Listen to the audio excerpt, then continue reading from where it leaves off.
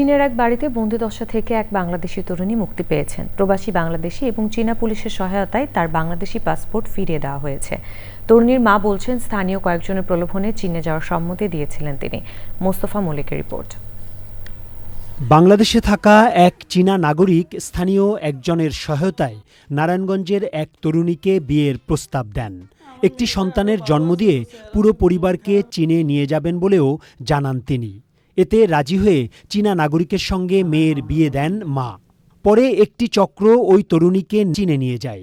নির্যাতনের শিকার হন ওই তরুণী। কৌশলে ওই বাড়ি থেকে পালিয়ে 450 কিলোমিটার দূরে বেশি বাংলাদেশি থাকা গুয়ানজুতে যান তিনি।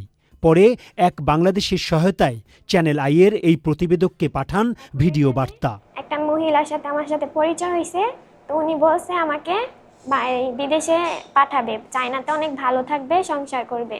তো এখানে বলছে একটা চাইনিজের সাথে আমাকে দেখা করাইছে, ওই চাইনিজটা বাংলাদেশে থাকে। উনি আমাকে বলল এই দেশে যেতে হলে বিয়ে করতে হয়, বিয়ের কাগজপত্র করতে হবে। তারপর আমি রাজি হলাম। ওই চাইনিজটার নাম হলো জিয়াওমিন, ও বাংলাদেশ উত্তরাতে থাকে। আমাকে আমার দেশে ফিরিয়ে নেওয়ার জন্য উপকার চাই আমি। স্থানীয়রা আশ্রয় দেন তাকে, তবে ওই চক্রের বিরুদ্ধে পরিচয় প্রকাশ করে কথা বলতে রাজি হননি তারা।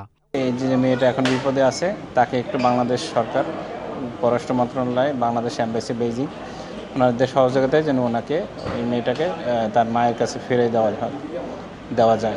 এরপর ওই তরুণীর মাকে খুঁজে বের করে আনা হয়। তিনি জানান তার সঙ্গে প্রতারণা করা হয়েছে।